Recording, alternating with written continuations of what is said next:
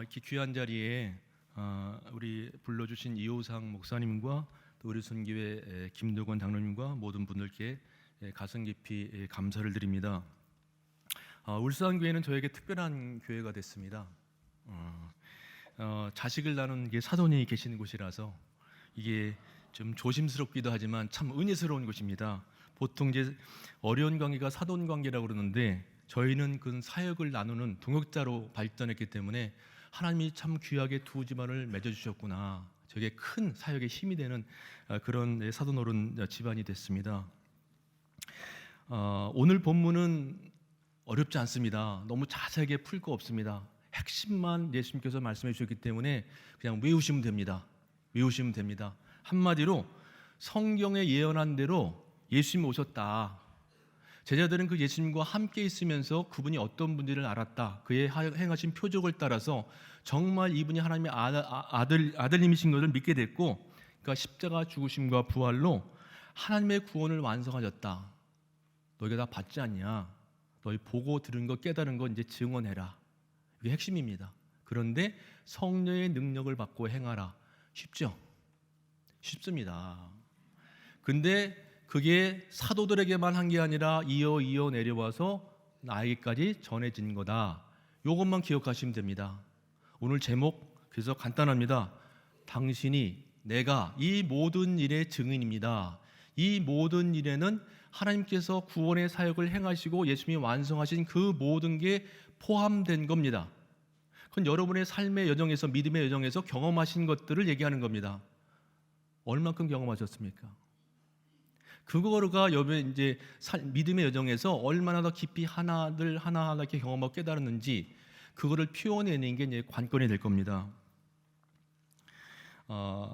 증인이 목숨을 걸고 증언할 수 있는 것은 자기가 보고 깨달았고 경험했기 때문입니다. 그럼 목이 칼이 들어와도 증언할 수 있는 겁니다. 저도 삶의 사역 현장에서 보게 하시고 듣게 하시고 깨닫게 하시고 경험하게 하신 것, 그걸 여러분에게 가감없이 증언하는 것이 제가 하나님 앞에 올바르게 서는 모습이라 생각해서, 사실 오늘은 의료선교 세미나라는 표현이기 때문에 제 삶의 여정이 의료선교입니다. 제 삶의 여정을 나누면서 선교에 대한 이야기, 우리를 부르시는 그 부르심에 대한 이야기를 다시 한번 나누고자 합니다. 저는 저희 선교 경력은 다른 목사님과는 조금 다르게 인도해 왔습니다. 저희는 4대째 감리교 집안입니다. 그래서 믿음의 집안에서 태어났기 때문에 늘 복음이 있었고 아버님을 통해서 은혜를 많이 받았고, 그래서 조금 이른 나이에 은혜를 경험하고 고등학교 때 묵상을 하다가 이렇게 도로를 가면서 산 밑에서 이렇게 묵상을 하다가 하나님의 영광을 위해서 살겠습니다라고 총알기도를 드렸습니다. 근데 그때 그 영상이 지금의 드론이 본 것처럼 제 기억에 남아 있습니다. 아, 하나님이 정말 받으셨구나. 그때는 그냥 청소년의 그 열정을 갖고 고백을 했는데 하나님이 그걸 딱 잡으시고 그 다음 열심히 제 삶을 인도해 가셨습니다. 그래서 대학 임시 원서를 쓸 때 은혜를 받았으니 신학을 해야 되나 마음에 고심하고 있는데 하나님께서 마음속에 이렇게 정리해 주셨습니다. 의학을 먼저 하고 신학을 해라. 하나님께서는 제 삶의 여정을 보니까 다 그렇게 막고 여시면서, 막을 때는 아픕니다. 안 아픈 사람은 없습니다. 막을 때 아프지만 여심으로 제 삶을 인도해 오셨고 그 순수와 방향대로 저의 삶을 인도해 오셨습니다.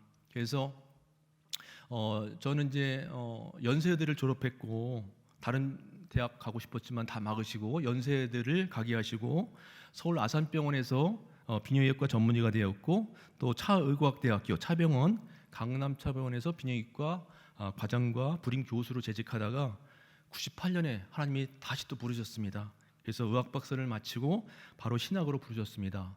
여기 다 간증이 있는 얘기입니다.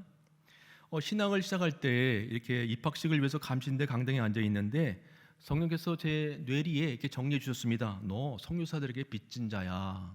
왜 그러냐면 저희 중조부가 초기 아펜젤러 선교팀한테 복음을 믿으셨고, 제가 언더우드, 알렌, 헤론 등 이 사람들이 세운 게 세브란스 연세의대입니다. 그리고 다시 한 바퀴 돌아서 아펜젤러가 세운 그 감리교 신학교에 앉아 있는 모습을 주마등처럼 이렇게 꿰게 하셨습니다. 제가 정말 선교의 빚진 자구나. 하나님께서는 그때 주신 생각을 따라서 지금까지 또 인도해 오고 계십니다. 제 의료 선교의 시작은 저는 정말 아무것도 몰랐는데 밑바닥부터 하나님께서 훈련시키셨습니다.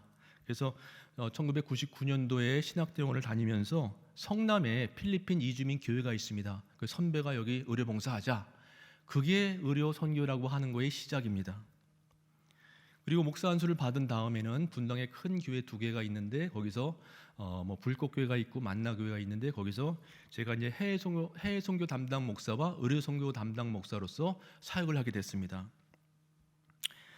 지난 시간을 쭉 돌아보면은 하나님께서는 저만의 커리큘럼으로 선교 훈련을 시키셨습니다. 2000년도에 중국 용종시 위생국 초청으로 용종이나 훈춘 지역을 의료 선교를 시작했겠는데 2004년이 되었을 때에 우리 교회 중국 선교사님이 이렇게 제안하는 겁니다. 용종 훈춘 서너 차례 갔으니 이제는 중국 전체를 바라봐라. 그래서 그 말씀에 순종해서 저희가 중국의 용종에서 사역을 마치고 중국의 북경과 시안을 비전 트립하게 되었습니다. 시안을 갔더니 거기 병만응 보신 적 있으시죠? 그걸 딱 봤더니 제 가슴이 웅장해지는 겁니다. 남자는 이렇게 한번 살아봐야 돼. 이런 마음이 있어야죠, 남자는. 그런데 거기서 조금 떨어진 곳에 이제 진시황릉이 있는데 세월이 흘러가지고 많이 낮아졌지만 그래도 70m 정도를 계단을 올라가야 되는데 뚜벅뚜벅 올라가고 있는데 마음속에 이렇게 또 울리시는 겁니다. 진시황은 영원히 살아보겠다고 다른 사람들 죽음으로 몰았는데 너도 그렇게 살래? 제 마음에 이렇게 고백을 했습니다. 아닙니다, 주님. 저는 생명을 살리는 일에 쓰임받고 싶습니다. 이렇게 얘기했습니다. 또한 이제 제가 삶의 과정을 보여드린 겁니다. 제가 어떻게 하나님께서 선교에 대한 관점들을 바꿔 오셨는지. 북경 시안을 돌아보면서 또 마음이 깨닫게 된 것은 뭐냐면은 선교를 한다 그러면서 선교지에 대한 존중감을 가지지 못했다는 것을 깨닫게 됐습니다. 당시 용종 지역은 너무 낙후한 지역이라서 호텔 변기도 막 깨지고 호텔이 너무 추워가지고 저 스키복 입고 막 자고 그러는데도 불구하고 너무 추웠습니다. 그때 그 지역의 조선족들의 삶이 참 어렵지 그지없었습니다. 그래서 그쪽만을 이렇게 선교하다 보니까 제가 중국을 전체 본 게 아니니까 중국이다 이렇게 못 샀나 보다라고 생각을 좀 가졌던 것 같습니다. 그러니까 선교하는 대상에 대해서 그 나라의 문화와 역사, 상황들을 관심을 두지 않고 사역에만 집중하다 보면 이렇게 어쩌면은 열심히 사역했고 열심히 일했는데 선교에 대한 바른 자세는 아니구나 이런 걸 깨닫게 하셨습니다. 저희는 용종시 위생국의 초청을 받았기 때문에 사실은 공안의 도움으로 삼작교회에서 설교를 할 수 있었습니다. 저한테 설교 기회가 왔는데 한국에서 준비를 하는데 참 마음이 힘들었습니다. 왜냐하면 용종 지역, 훈춘 지역 힘든 지역 사람들을 알고 있는데 이분들에게 어떤 말씀을 전할까? 위로의 말씀도 있고 축복의 말씀도 있는데 하나님께서 생각을 딱 정리해 주셨습니다. 이들은 여기에서 믿음으로 살아내야 될 사람들이다. 내가 심은 사람들이다. 이들에게는 다른 거 얘기하지 말고 순전한 복음만을 전해라 이렇게 했습니다. 어쩌면 선교제가 하면 어려운 환경을 많이 보면서 우리의 마음이 울컥합니다. 그런데 그건 우리의 시각이고 하나님은 이 땅의 모든 곳곳마다 그 땅을 위해서 하나님의 사람들을 세웠습니다. 우리가 할 일은 그 사람들을 도와주는 겁니다. 동역자로 도와주는 겁니다. 분당에서 큰 교회에서 사역하다 보니 사실은 이제 많은 나라들을 이제 둘러보게 됐습니다. 중국도 보고 인도네시아 보고 다 선교한 겁니다. 몇 년씩 카자흐스탄도 보고 케냐도 보고 태국 보고 또 캄보디아, 베트남, 몽골 등 많이 봤습니다. 거기다가 감리교 긴급 구호팀에 이제 참여를 하면서 교회팀을 꾸려가지고 2005년도에는 인도네시아 쓰나미, 2008년도에는 미얀마 사이클론, 2010년에는 IT 지진, 2013년에는 필리핀 태풍 많이 다녔습니다. 땅바에서 자고요. 그걸 통해서 그때는 열정이 넘쳤기 때문에 다 너무 좋았습니다. 몇 시간을 차를 타고 들어가도 24시간 비행기를 타고 가도 현장에 가서 사역하는 것이 너무 기뻤고 좋았습니다. 그런데 인도네시아 반다아체 지역은 사실은 이슬람 근본주의자이기 때문에 이 기독교 단체가 범접할 수 없는 곳입니다. 총을 맞습니다. 그런데 아이러니하게도 엄청난 자연재해 때문에 NGO 단체지만 기독교 단체에게 문이 열렸습니다. 그 지역 사람들을 볼 수 있었고 섬길 수 있었습니다. 자연은 얼마나 아름다운지요. 태풍 때문에 집은 무너지고 그랬지만 자연 자체는 아름답습니다. 그 지역에 사는 사람들이 있습니다. 근데 거기에 보게 하신 게 있는데 중국계 교회 여성 목사님이 거기 사역을 하고 있었습니다. 보게 하신 게 있습니다. 하나님께서는 이미 곳곳에서 하나님께서는 일하고 계신다. 그 현장을 보게 하셨습니다. 의료선교는 선교 현장에선 때로는 그 지역의 전도의 문을 특공대 역할도 하지만 또 하나는 여러 사역팀이 일할 수 있는 게 이게 플랫폼, 장을 마련해 주기도 합니다.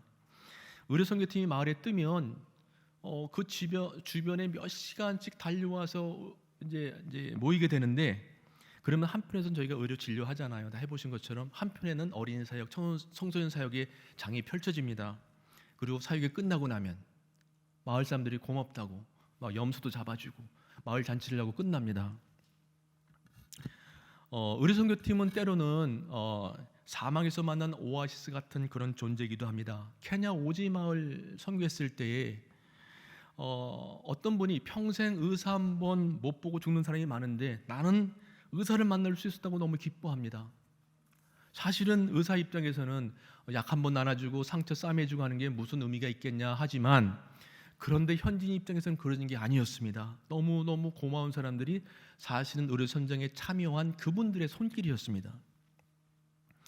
이렇게 의료선교회 통해서 문을 열게 되면 사실은 저희가 직접적으로 그 바쁜 와중에 다 복음을 전할 수 없지만 어쩌면 협력하는 팀, 현지 선교사, 현지교회 목회자가 1년 내내 어쩌면 다니면서 복음을 전해서 사실은 열매를 맺혀가는 이런 것들을 생각하게 됐습니다. 왜냐하면 그동안 의료선교하면은 여름에 한 프로젝트로 막 나갔다가 들어오고 들어갔다 나오고 하는 이런 것들이 너무 안타까웠습니다.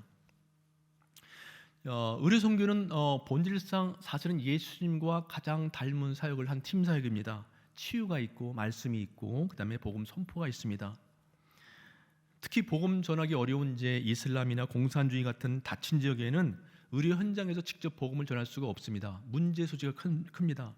그런데 주님 닮은 긍휼의 손길로 저들을 만지고 들어주고 또 인격적으로 대우해주는 그것, 그 나라에서는 결코 경험할 수 없는 그런 대접받음입니다. 그래서 그들에게 이런 의미를 던지고 오는 겁니다. 저들에게는 무엇이 있길래 나를 이렇게 소중하게 여길까? 이런 물음을 던지면 그 다음에 정말 하나님의 때가 되어서 그 바탕에 우리의 바탕에 주님의 사랑이 있었다는 것, 그걸 깨닫게 된다면 저들에게 복음의 문이 열리지 않을까 기대하는 겁니다. 10명의 문둥병자 중에서 한 사람이 돌아와서 구원받은 것처럼 우리를 통해서 구원과 생명이 흘러가고 나타나기를 기대하는 마음, 그것이 의료선교를 하는 마음입니다.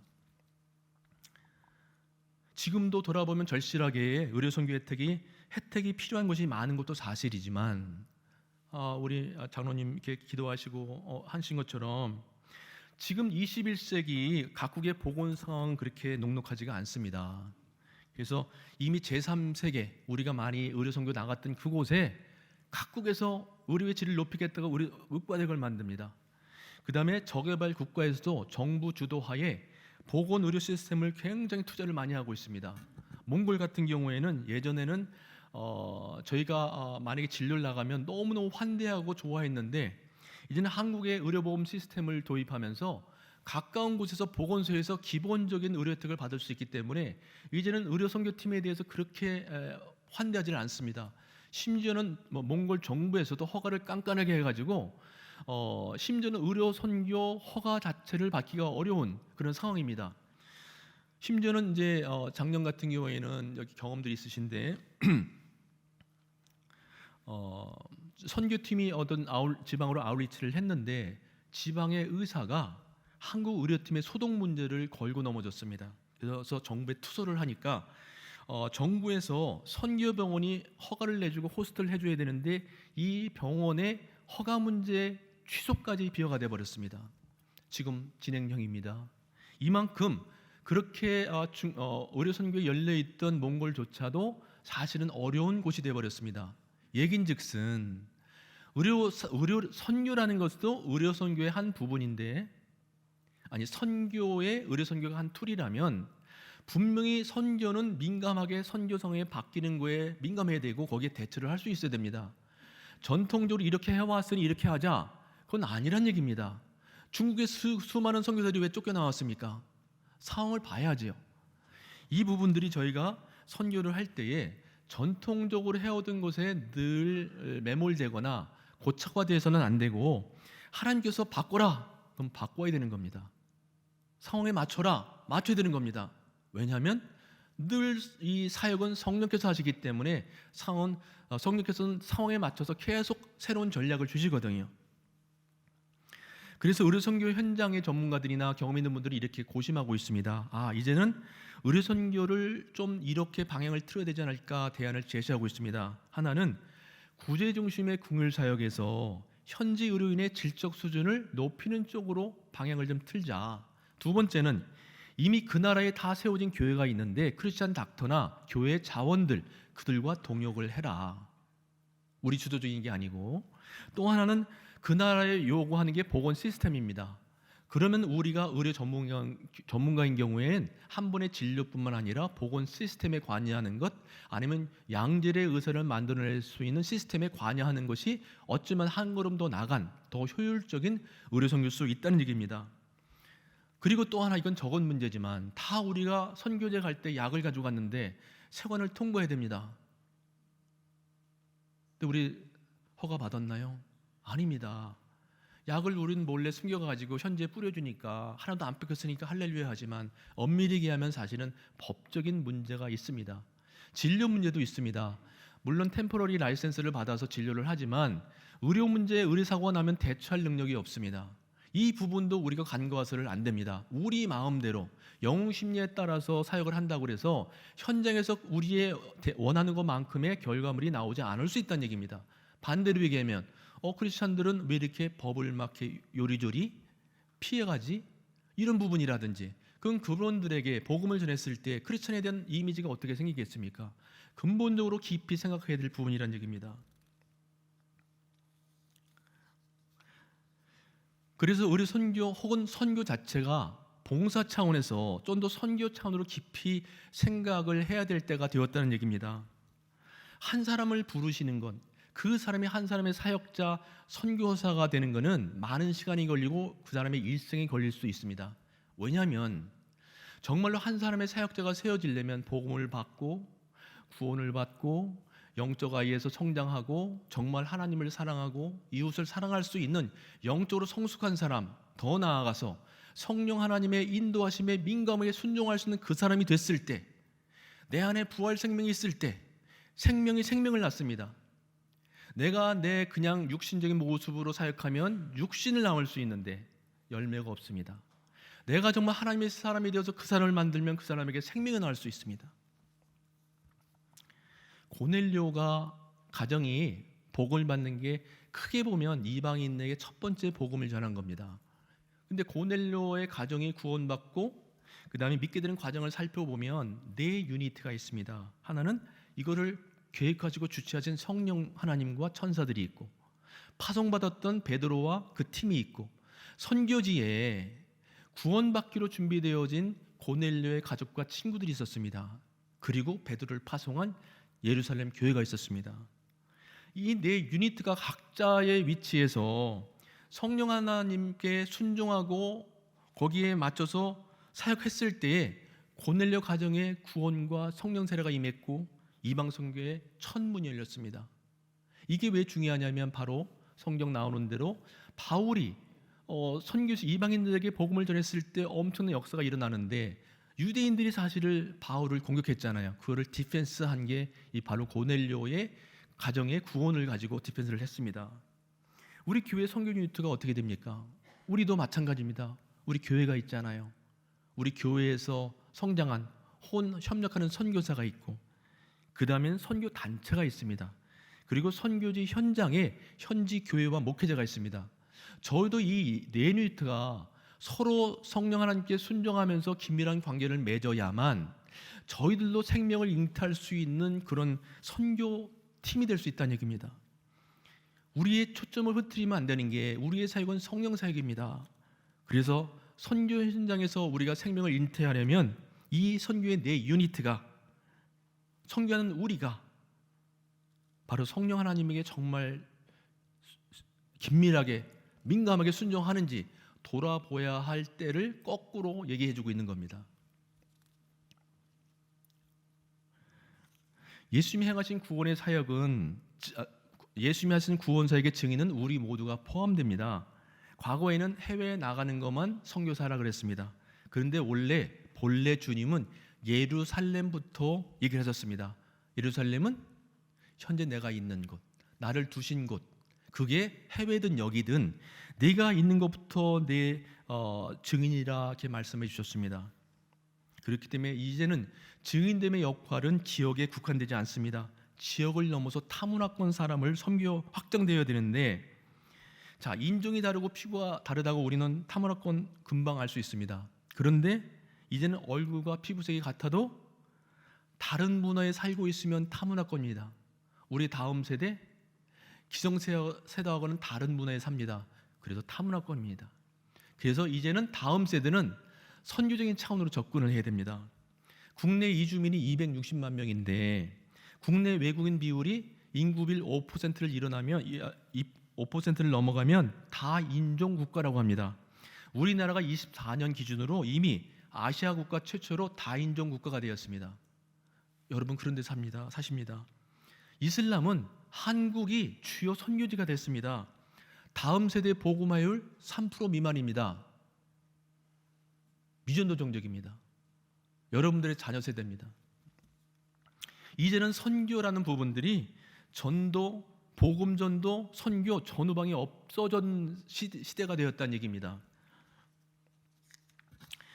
특히 이주민 선교에 대한 것은 굉장히 전문적이고 조금 좀 세심하게 생각을 해야 되는데, 먼저 이주민은 사실은 나그네처럼 이 땅에 왔습니다. 이 땅에 오신 이주민들, 우리는 막 우습게 여기는 경우가 있지만 그 나라에서는 배운 사람입니다. 대학 나온 사람들이 있고 똑똑한 사람이고 열정이 있으니까 자기 나라를 넘어와서 한국까지 왔습니다.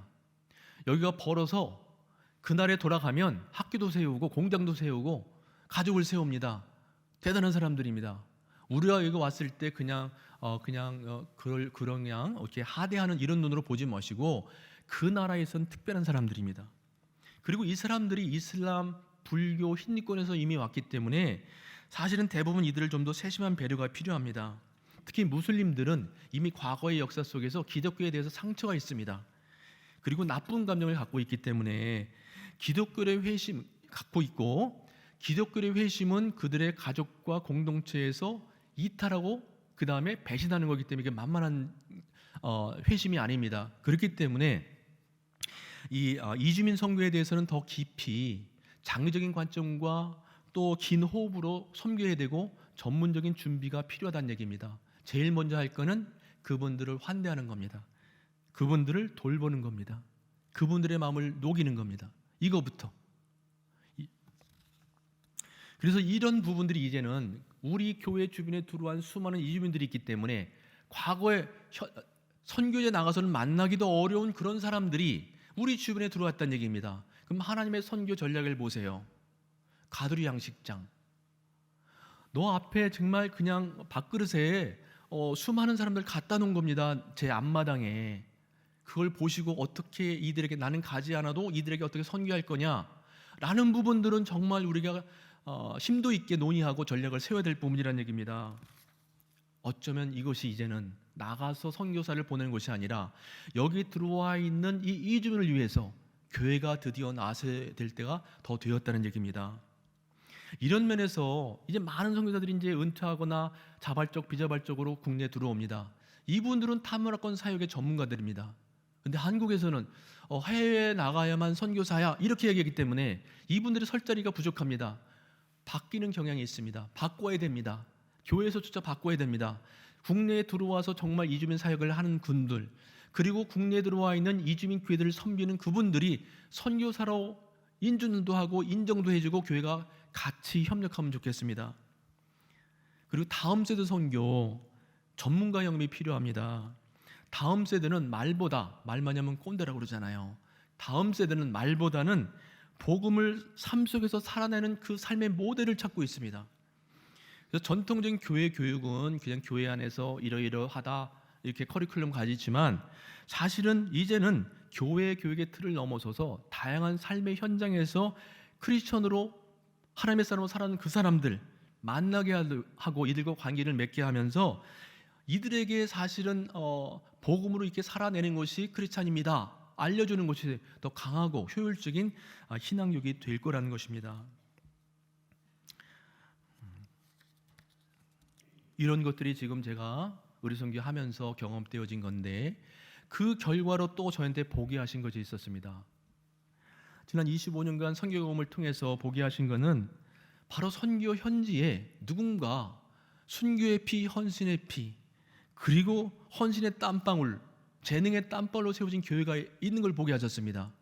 그 나라를 책임지는 하나님의 사람들이 하나님이 세우신 걸 보게 하셨습니다. 그동안 너무 한국 중심의 선교를 했고 또 우리 필요에 따라서 선교했음을 각성하게 되었습니다. 이제는 저들이 그 나라 복음의 주역이 되어야 됩니다. 저들의 필요를 따라서 그 필요를 채워주는 선교 전략이 절실하게 필요하다, 이걸 깨닫게 되었습니다. 제가 이제 10년간 이제 해외 선교 담당 목사 했다고 그랬잖아요. 그래서 저는 의사니까, 저도 의사입니다. 의사니까 이제 제가 이제 해외 의료 선교사로 나가야 되지 생각하고 제가 2년 동안 3나라를 준비했습니다. 미얀마도 준비하고 케냐도 준비하고 몽골도 준비하고. 제가 이제 공부 좀 잘했지 않겠습니까? 선교 나간다 그러면 그냥 백서를 만듭니다. 이게 티모까지 다, 심지어는 가서 살 때까지 다 준비를 했는데 희한하게 마지막에 다 팀이 깨지는 겁니다. 그래서 다시 정신 차리고 기도했더니 하나님께서는 선교지에 제가 나가는 것을 막으시는구나. 제가 선교지 나가면 한 나라 한 지역 혹은 선교병을 맡아서 일해야 되는데, 어쩌면 하나님은 사실은 저를 25년 동안 훈련시키셨으니까 저의 훈련된 것, 깨달은 것, 자원과 재능, 그동안 관계에 맺은 것, 모든 것을 사용하고 싶어 하시는구나. 그래서 사실은 2018년도에 그래서 자립이 되고 선교 본부가 될 수 있는 클리닉을 세웠습니다. 그래서 그때 여러 관계했던 목사님들과 어떤 비전을 세웠냐면 현지 교회의 부흥을 가진 의료 선교, 이 비전을 가지고 시작을 했습니다. 저희 이름이 굉장히 멋있습니다. 제이큐어 선교회, 영어로 뭘까요? 제이큐어, 지저스 큐어입니다. 사람은 해봐야 돌봄, 케어밖에 못하는데 우리 주님은 치유하십니다. 큐어. 그래서 좀 당돌하지만 주님의 치유색에 쓰임받기 원합니다. 그래서 지저스 큐어, 제이큐어가 됐습니다. 멋있지 않습니까? 근데 하나님께서는 그 주셨던 생각들을 저희가 시작할 때는 정말 아무것도 몰랐는데 5년이 지나는 사이에 점점 하나님께서 확대시켜 나가시고 하나님의 부르심이 맞고 하나님이 하게 하신 것이 맞다, 이런 것을 깨닫게 됐습니다. 저희가 하는 선교 전략은 어렵지 않습니다. 대신 기존의 의료 선교의 패러다임을 확 바꾸게 하셨습니다. 현지 교회 자원이 있는 거 말씀드렸죠. 현지 교회 자원을 통해서 보건팀을 만들고 이분들에게 뭘 주냐면은 우리가 아프면 당연히 혈압 재고 싶고 체온 재고 싶고 그러고 싶잖아요. 체중도 재고 싶고, 그다음에 우리나라는 발달됐으니까 조금 있으면 당뇨도 잴 수 있고 소변도 검사할 수 있잖아요. 요걸 키트를 딱 만들어 가지고 007 가방에 딱 주는 겁니다. 그러면 이분들이 자기 성도들도 섬기고 지역 주민들을 섬기면 그리고 이분들한테 뭘 요청을 하냐면 마을의 건강 지도를 만들어라 요청을 합니다. 부동산 가면은 그 지역 마을 쫙 아파트 집들 이렇게 사진 있죠, 지도. 선교지 갔더니 아무것도 없더라고요. 그래서 제일 먼저 할 거는 내가 섬교해야 되는 그 지역의 그림을 그려서, 지도를 그려서 가가호호마다 어떤 분들이 정말 질병을 앓고 있는지, 의료적인 도움이 필요한지를 찾아내서 이 가방을 들고 주기적으로 찾아가라. 그러면 문이 안 열릴 수가 없다. 관계 전도를 만들어라. 그리고 그분들이 필요하면 의사 노릇하려고 하지 말고 가까운 병원으로 후송을 해줘라. 그러면 어떻습니까? 그분들의 마음이 녹아집니다. 그러면 필요할 때, 복음이 들어갈 때 그분의 교회 문턱이 낮아집니다. 쉽죠? 하나님이 주신 겁니다. 저는 이거를 우리 의료선교 팀한테는 콜럼버스 달걀이라고 얘기했습니다. 할 달리를 어떻게 세워요? 근데 하나님이 생각하니까 딱 따르니까 세워지잖아요. 그런데 이것들이 먹히고 있습니다. 우리가 가면은 정말 엄청난 저희 교회도 마찬가지입니다. 엄청나게 많은 사람들이 시간과 재능과 재정을 가지고 선교지에 뿌리고 오는데 거두는 사람이 없다는 안타까움이 생겼었습니다. 근데 이거는 이 통 하나 주고 비전을 세워주면 아주 저비용 고효율의 관계 전도가 시작이 됩니다. 1년 내내 할 수도 있습니다. 예전에 인터넷에 클라우드 차트를 만들려고 그랬는데 지금은 에센스가 발달되니까 카톡으로 연락하면 됩니다. 그 사람 검진한 거 엑셀로 보내면 제가 봅니다. 이상 있으면 제거해 보세요. 혹시 문제가 있으면 다 디시전 메이킹, 진료는 진단이 중요하지 않습니까? 디시전 메이킹을 해줍니다. 이런 것들이 사실은 한 번 간 선교가 아니라 1년 내내 선교가 시작이 됩니다. 이런 선교 전략을 잘 흡수한 교회가 몽골에 한 교회가 있는데 저희가 교회가 의료선교 나갈 때 사실은 그 교회를 초청을 했습니다. 그래서 그 마을 성도들을 다 진료를 한 다음에 그러면 그 데이터가 나올 거 아니에요. 그게 성도들의 리스트가 쭉 나오는 겁니다. 그래서 이렇게 한번 시작한 그 교회한테 저희 제2교회 선교회 전략을 얘기했더니 이분들을 통해서 그동안 미국팀, 한국팀이 들어온 의료팀한테 바쁘게 약이나 받으려고 왔던 사람들이 이 전략을 얘기를 하니까 손드는 사람이 생겼습니다. 저 의사 출신이에요. 저 간호사예요. 저 치대다녀요. 학생들, 청년들이 모여가지고 보건팀이 만들었고 코로나 기간에도 자기 성도들 검진해 주니까 활력이 생겼고 그리고 이런 것이 소문이 나니까 주변 교회에도 이런 전략들이 퍼져가고 있습니다. 심지어는 아까 말씀드린 몽골의 보건 상황이 어려워졌지만 의료팀이 못 들어가지만 그분들이 어떻게 전략을 세웠냐면 이제는 우리가 이 보건 의료 선교의 개념을 알았으니 지방의 미제렙 교회에 우리가 가겠습니다. 계획을 세웠습니다. 올 7월에 시행합니다. 그렇죠? 하나님이 이렇게 펼쳐가십니다. 베트남의 한 교회는 또 이런 겁니다. 이 목회자가 공산주의 하에서 수많은 박해와 투옥을 이겨내고 공인된 교회를 만들었습니다. 근데 베트남은 좋은 풍습이 있어서 낙태와 인신매매가 많습니다. 그래서 이 목회자는 이 목사님은 낙태 방지 생명 세미나를 합니다. 생명 살리기 세미나. 이 팀한테 저희 키트를 주었습니다. 그럼 저 몽족 사파적의 몽족 교회 가가지고 이걸 진행해주고 있습니다. 생명 세미나 생명 살리기 세미나하고 진료를 같이 해줍니다. 이 부분들을 통해서 사실은 하나님이 주신 이 툴이 현지에서 정말 귀하게 쓰임 받는 것을 경험하게 됩니다. 이 현재는 교회가 이제 설립 시에 가졌던 이제 미혼모 사역의 비전이 있었는데 그래서 도심에 미혼모 사역 센터를 세우기로 기도하고 있습니다. 저희 이번에 5월달에 얼마 전에 베트남 가서 같이 보면서 이분들의 헌신이 진정성이 있다. 근데 교회가 쉽지는 않잖아요. 청년들의 먼저 헌신이 있고 그 다음에 본인들이 지금 재정을 만들고 있습니다. 그래서 이런 교회에는 저희 선교팀이 얼마든지 협력할 수 있겠다 해서 사실은 건물을 임대할 수 있도록 또 인테리어를 할 수 있도록 상주 직원을 둘 수 있도록 준비하고 있습니다. 얘기해서 현지에 준비된 목회자를 만났을 때에 그분들의 필요를 채워줬을 때 그 사역이 일어난다는 얘기입니다. 이분들은 자기 민족을 섬기는 사람들이에요. 수많은 목회자가 있지만 어떤 사람들은 사실은 이런 걸 통해서 자기의 편안함을 추구하는 사람이 있다면 하나님께서 오랫동안 만나게 한 이 목사님, 현지 목회자님입니다. 이분들은 자기 민족을 섬기겠다고 사실은 온 베트남 온 동네를 다니고 있거든요.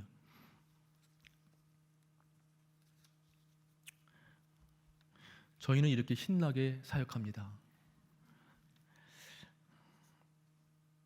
하나님께서 처음에 저에게 주신 말씀이 의학을 하고 신학을 해라 하는 말씀을 주셔서 그렇게 인도하신 제 삶의 여정이 이렇게 두 가지로 정리가 됩니다.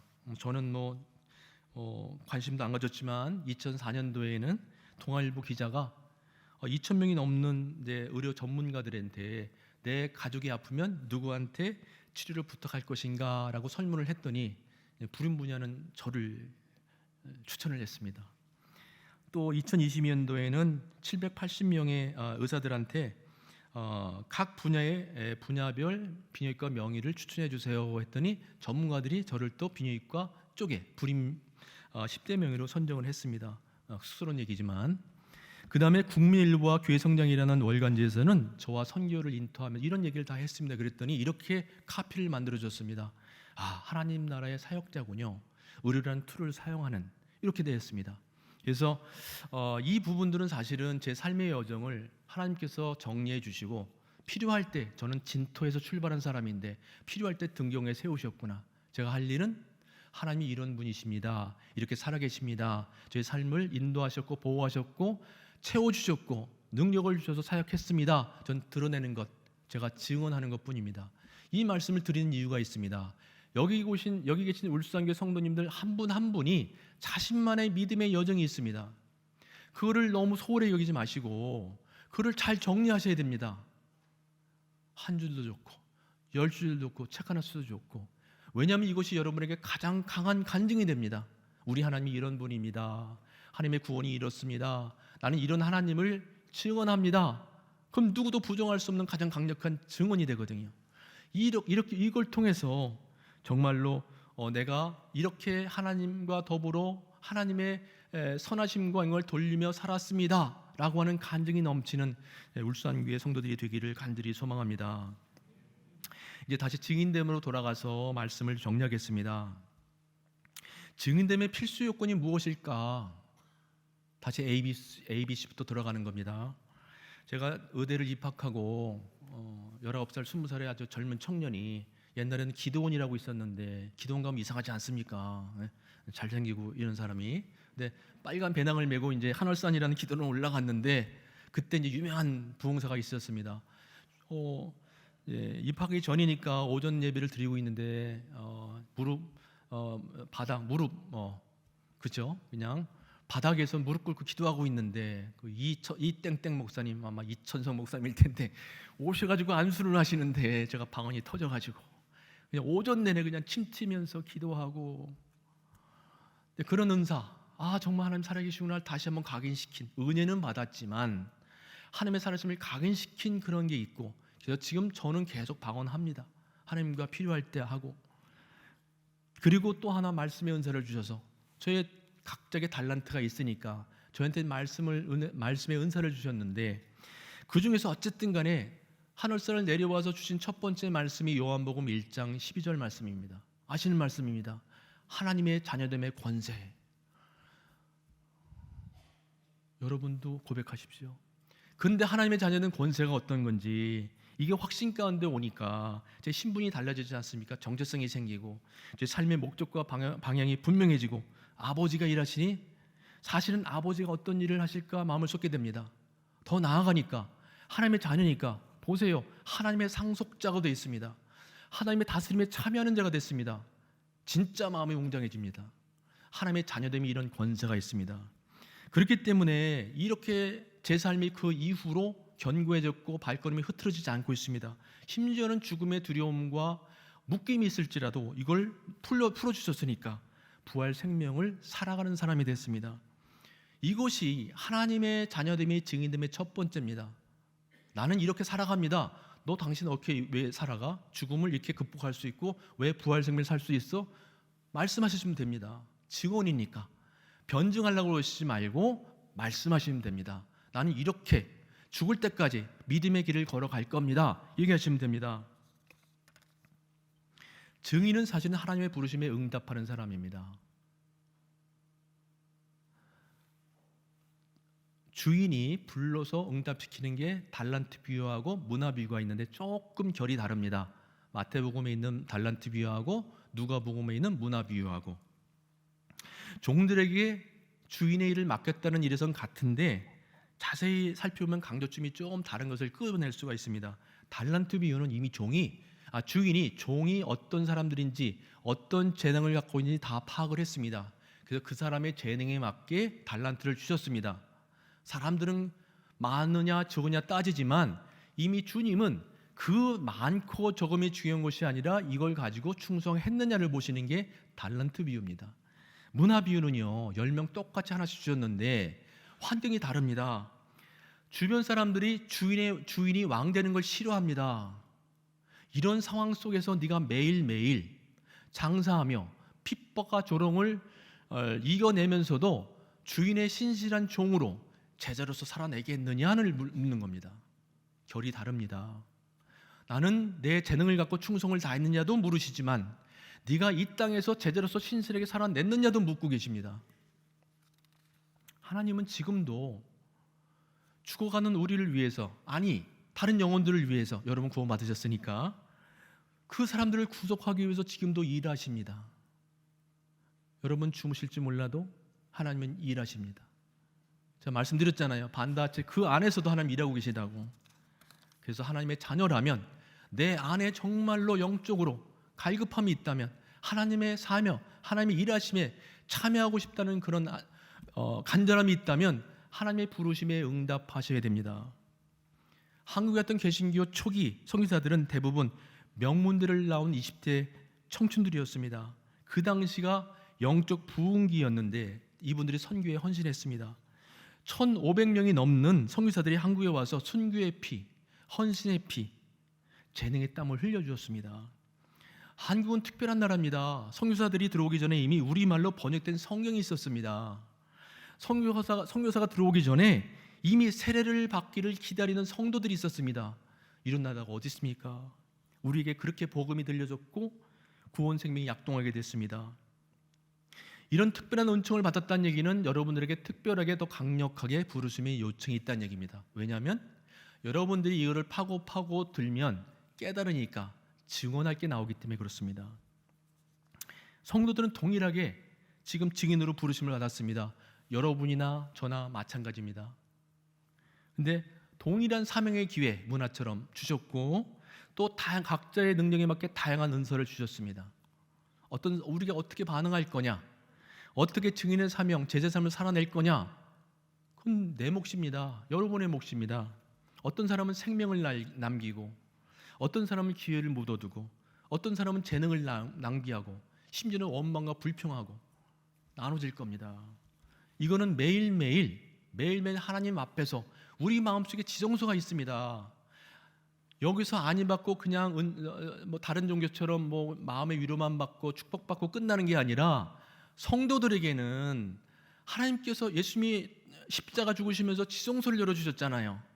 여러분들은 매일매일 지성소 앞에서 하나님의 음성을 듣고 삶의 현재로 나와서 주님의 제자로 살아내야 되는 사람들입니다. 주일날 와서 같이 은혜를 나누는 겁니다. 목사님 그거를 강력하게 다시 되새겨 주시는 겁니다. 이런 것들이 선순환이 됐을 때에 이 땅에 아무리 힘들고 어려도 우리는 꿋꿋하게 흔들리지 않고 걸어나갈 수 있는 믿음의 사람들, 믿음의 여정을 살 수 있다는 얘기입니다. 증인의 사명은 그래서 끝까지 가야 됩니다. 끝까지. 원어로 증인의 의미는 순교자와 비슷합니다. 같다고 그럽니다. 얘긴즉슨 증인이 증언하려면 목숨을 걸어야 될 수도 있다는 얘기입니다. 그만큼 내 증언이 중요하기 때문에 그렇습니다. 그래서 내게 전해진 복음은 사실은 첫 사서부터 시작해서 누군가 목숨 걸고 내게 복음을 전해준 거고 그 흘러 나한테까지 전해진 겁니다. 저희 첫 세대 증조할아버지가 제대로 복음을 받으셨고 부활 생명을 가졌었기 때문에 다음 세대에 흘러서 저희까지 온 겁니다. 얼마나 감사한지 모릅니다. 제가 지금 부활 생명을 산다면 제 다음 세대는 믿어라가 아니라 제 삶을 통해서 그들에게 흘러갈 겁니다. 여러분들도 그렇습니다. 다음 세대 말로 뭐라고 하지 마시고 여러분이 살아내는 믿음의 삶, 복음의 삶이 그들의 웅변적으로 그들의 삶을 바뀔 거란 말입니다. 지금의 상황이 녹록하지 않은 것은 아주 무난한 말 속에 교묘하게 하나님을 믿지 못하게 거역하게 만드는 상황성이 있습니다. 그래서 이제는 말이 아니라 삶으로 복음을 증거해라 하는 시대가 됐습니다. 많이 들으셨을 겁니다. 이를 위해서 끝까지 가기 위해서 꼭 필요한 게 있습니다. 사실은 믿음의 스크럼이 필요합니다. 믿음의 공동체가 반드시 필요하고 베드로 사도가 얼마나 마지막에 안타까우면 계속 베드로 후서에게 굶주린 사자처럼 우리를 마지막에 공격할 거다 계속 얘기하지 않습니까? 어떻게 방어하실 겁니까? 그거를 방어해 준 게 믿음의 공동체. 그분들이 서로 지켜주고 보호해 줘서 산성이 될 겁니다. 방어막이 될 겁니다. 그리고 사실은 믿음의 페이스메이커가 필요한데 여러분 왜 영적 아버지를 세우셨습니까? 담임 목사님, 여러분을 위해서 세우신 겁니다. 선한 목자로, 믿음의 페이스메이커로. 이것을 여러분 귀하게 여기셔서 같이 팀워크를 이루셔서 울산교회가 할 일과 그 안에 지체인 내가 할 일과 서로 어우러져서 정말로 충성된 삶. 제자는 내 사명은 충성되게, 제자의 삶은 신실하게 이렇게 살아낼 수 있는 우리 울산교회 성도들 모두가 되시기를 주님의 이름으로 축원합니다.